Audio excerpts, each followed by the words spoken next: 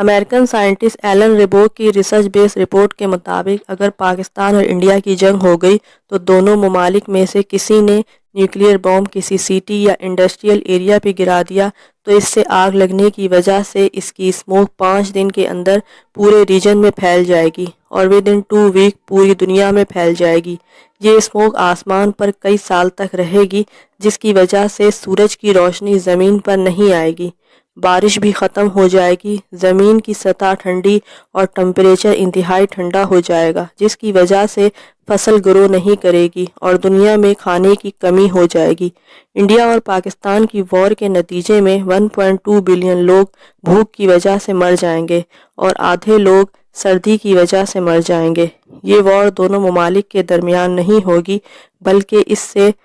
کوئی بھی سیف نہیں رہے گا۔